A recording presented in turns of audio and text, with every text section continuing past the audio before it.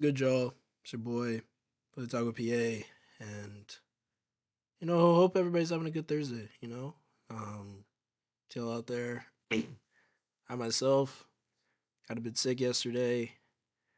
Yelled my voice out at our basketball game. I know y'all saw it. Most of y'all saw it. Shout out to y'all. Shout out Yaxel. Have that double double. New Jersey, DMV, East Coast. We got the best athletes. Um, but we'll start with we'll do a little Sixers. We'll do a little Eagles. There's been a lot of Eagles talk this week. Mostly negative, per usual. We'll get into that, but we got to start off. The Philadelphia 76ers are one of the worst teams, third quarter teams in the NBA right now. Like it's like last night against Toronto. I'm just putting up the stuff right here. Just absolutely disgusting. Um, it like you play well. First quarter, you kind of get first quarter is when you get a feel for the game for some reason with Nick Nurse, which is understandable. Second quarter, you get back into it, bro. Third quarter, tell me how you. So we start the second half up three. You end the third quarter down 15. Yeah, we gave up a 9-0 run yesterday. Like what? Nick Nurse, and we know Beat is out. I know PG is not he's not playing consistently, and then when he plays, obviously he was like what was he like 1 for 9 against the Clippers the other night. Didn't play last night. Um, people need to start lowering expectations for Paul George. Please start lowering your expectations for Paul George. Um, and then starters. Andre Drum.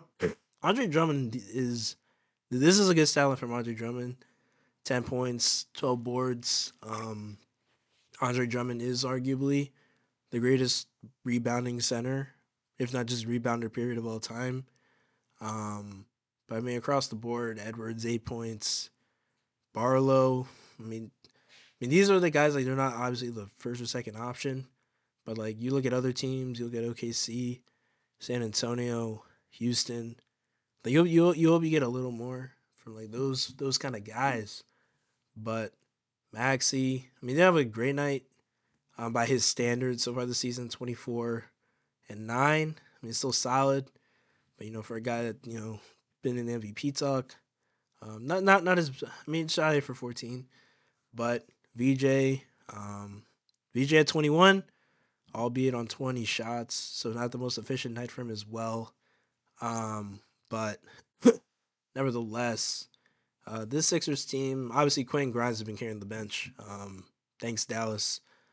Quinn Grimes, he's been carrying 21 points, 7 to 15. Oh my word. McCain's getting back, but this Sixers team they need is getting to a point where I was already on the trade Paul George train, even though whatever at this point, whatever you get back for Paul George is most likely going to be able to contribute the same amount of points that he would, except they're not. Hopefully, not going to have the injury history, and they're actually able to play every single game, like Tyrese, like VJ, like Justin Edwards. Um, and with Embiid, like we already knew he wasn't going to play that much, but like you see the impact he's on the floor. Um, Embiid still, in my mind, Embiid at his best. I counted for three of like an average NBA team's players at his best. I counted for three. Now, he's kind of like regressed, but I still think, he accounts for a lot. He draws a lot of attention. We saw it, when he when he's played so far this season. But this Sixers team right now, they obviously the cool off. We've been 4-6 since that hot start. It's just stuff. In bro, I'm not. I can already like kind of see the future. Like I already know people are gonna like tell me, bro, like you're like 14 games in, 82 game season, dude. Like I was told Never accept anything in a win. You won it in a loss. And right now, this team is the turnovers are an issue. We can't be doing the back to back possessions. I think in the third quarter where it was like um, screen, like hard screen foul on Drummond, and then a violation the very next possession by like Walker or Grimes. I don't know who it was, but you can't have stuff like that. And it's not like Toronto's like a bad team. Obviously, won 8 of the last 9. Um, at least early on, it seems like Scotty Barnes, the crew, they've finally got something together. Let's see if Bi can keep with that stretch. Um, but shout out quickly, Barnes, Dick, the guys. They played well, but I mean, all this goes to like say is like this Sixers. It's not even though weak East, it's not good enough right now. We saw the Knicks get a free win last night. Yes, a free win. Like y'all can like respectfully like shut up, bro. Like that was the most free win I've seen. I mean, even and it was the Mavericks too. The Mavericks are terrible, so that is just even in a weak East right now, it's not good enough to win. I'll admit that for now. Am I worried about Cleveland in the playoffs? No. Am I worried about Boston? I don't think Boston's. I mean, you see Boston right at the bottom. I mean, and you got Milwaukee. Um, Orlando's like pretty much been up and down. It's fair to say this year. And I don't know why so many people are like so shocked. Yeah, bro, you just smash the mic. I don't know why people are so shocked about the Detroit Pistons. Like the Detroit Pistons. I mean, I was 2 years ago the worst team in basketball. Lost 28 straight games. And you saw last season they finally put the talent together. They got JB in there. Guys stopping wearing hoodies, warm ups during the game. And shout out Cade. Because Cade, he's hooping. I was a big Cade fan in college. So to see him finally, shut those haters up, he's actually, can get it done. And obviously other guys like I think it's Denise Jenkins, Jalen Duren, oh my word, he's having an All Star, potentially All NBA season this season so far to start. Asar Thompson, we see what he's doing, and other guys just stepping up. Obviously, when those guys have been out, other guys are stepping up, making plays. But the Philadelphia 76ers, one of the worst third quarter teams, if not the worst third quarter team in the NBA. You're getting outscored like 15 by like a margin of like 10 in the third quarter. It's disgusting.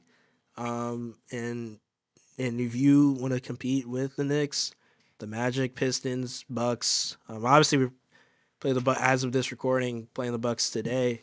No Giannis, see what they can do. But I mean, this Sixers team and just any Philadelphia sports, you learn to like not have too high expectations because you will get your hopes crushed. But I still got VJ, I still got Maxi. The future is now, and we are only 14 games in, but as of right now, it's not looking too great. But we'll get back on track, and the thing with the Sixers is when it's once again it's becoming a when, not an if, but when do you trade Paul George? And now it's and man, I'm so not really a fan of this, but now it's also like when do you trade Joel Embiid? Like, bruh, cuz can't stay on the floor. And we know it's tough. I've always been an Embiid supporter, through all the hate, unnecessary hate. Um, everything he's been through, that ESPN article came out over the summer. If you didn't get a chance to read it, please read that. But cuz just can't your best ability is your availability and cuz just can't stay on the floor. So yeah, you might want to be like before it's 1 or 2 years too late. Maybe think about trade him away, get some assets, something one of like these a forward or center that's healthy, consistently can help you. And now this is me just spitballing, But the Paul George trade needs to happen. At this, like, I don't care if we get like a Aaron Neesmith type player, like bro, like somebody who can consistently stay healthy and like be on the floor. Like it is just it's tough. PG, and we'll eat it. We'll eat the contract. We're gonna have to do that because it's not looking too good with those two guys right now. But Sixers, I still have faith in my team. We'll ride or die. I know y'all saw got that vintage VJ on me last week. If you know, you know.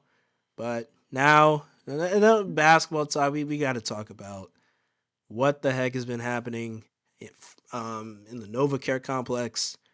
And first off, I want to start this off. We'll talk about mainly we're going to talk about Derek Gunn. We're going to talk about Deshaun Jackson, bit in between. But first off, I said that y'all know I said this earlier in the week. Derek Gunn is someone in the Philly media. When he speaks, people listen. And two, he doesn't make stuff up. So when Derek Gunn comes out and says something like, yeah, like there's this frustration going on with I don't know if it was players or he said, just people in the organization, players frustrated with Hurts. I don't get mad at Derek Gunn.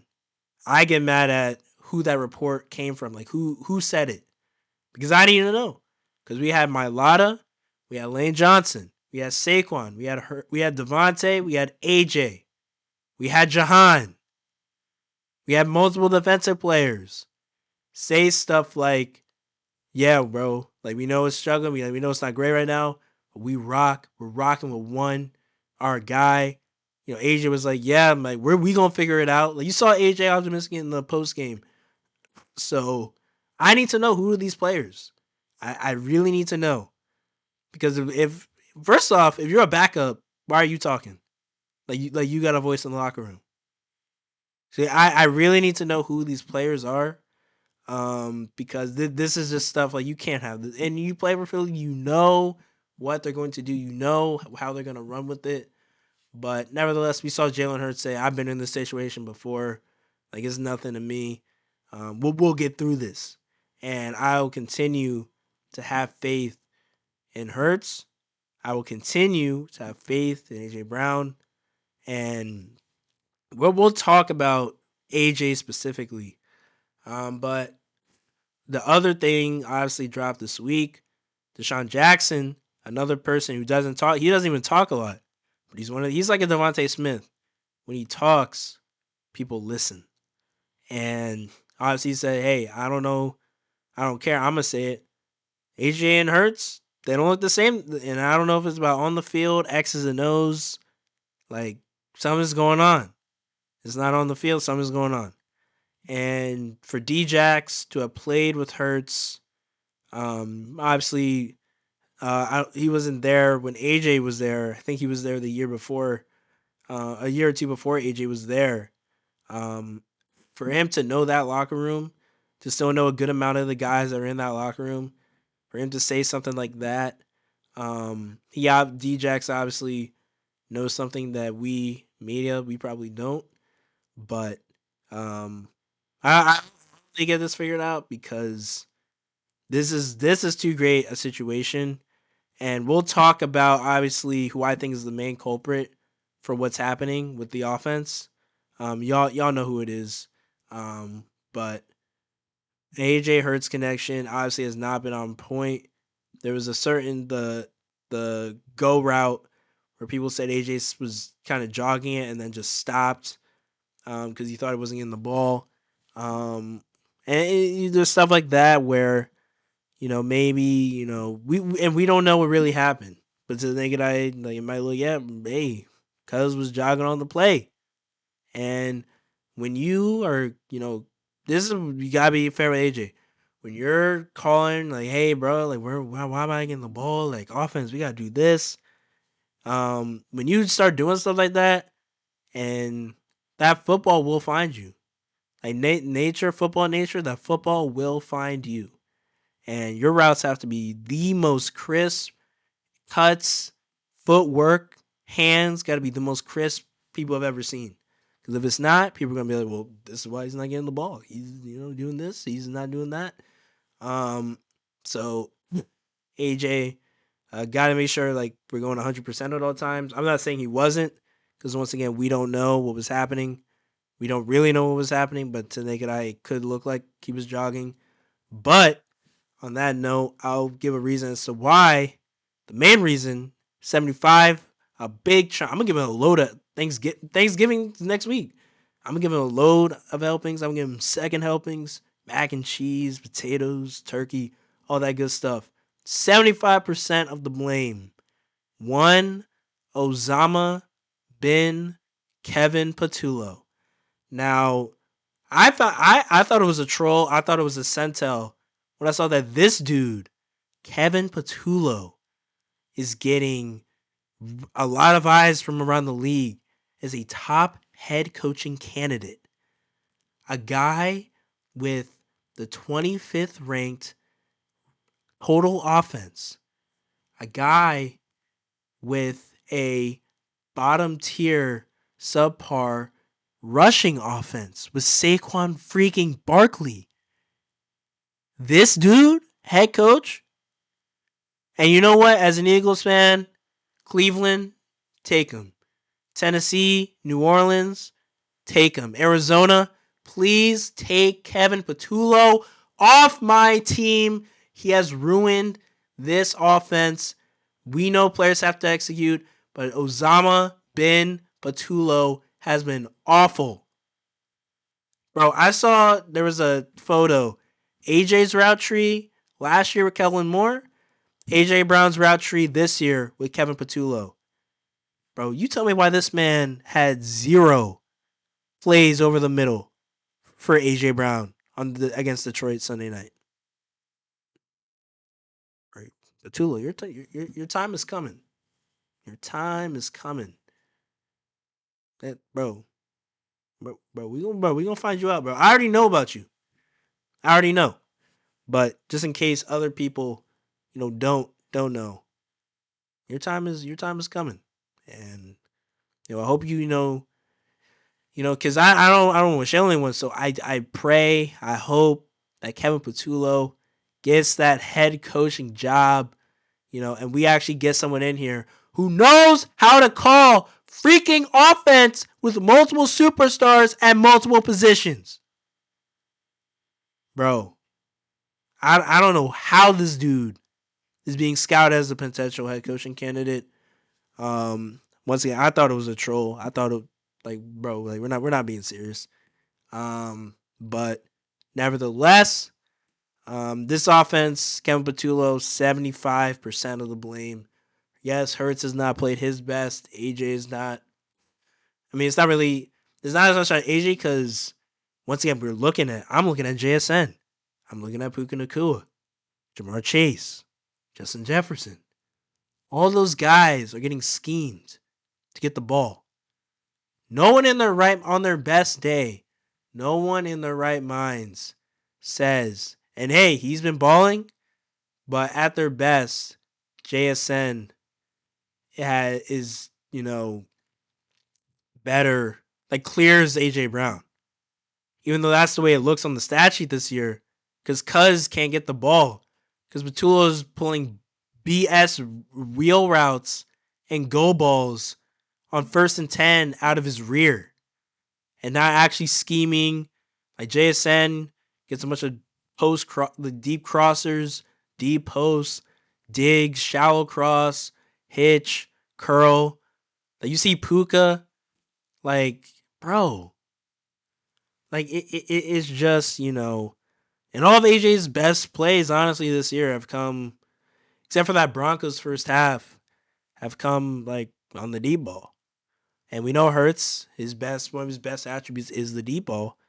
But and I saw a clip, my man, JV show, y'all tune into him, but I think it was him and another guy. They were talking like Hurts isn't that good at throwing it across the middle of the field. Essentially, So I think it was what they were saying, and I was like, maybe we could say that he's not as bad as maybe Joe Burrow at maybe intermediate routes, but Cousin ain't getting any intermediate play call routes from this dude Patullo. Like, it's just super frustrating. Um, and because I've seen, and it's not like we've never seen. If we had never seen Hurts be able to throw it over the middle, like I would be like, okay, that's valid. Dude, I believe he can throw. Like I believe Jalen Hurts can throw the ball.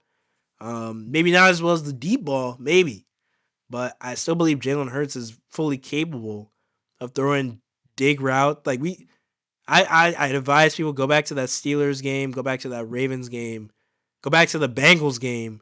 You know what? Hell, go to every single AFC North game from last year and watch Jalen Hurts absolutely torch the linebackers and the safeties in the middle of the field.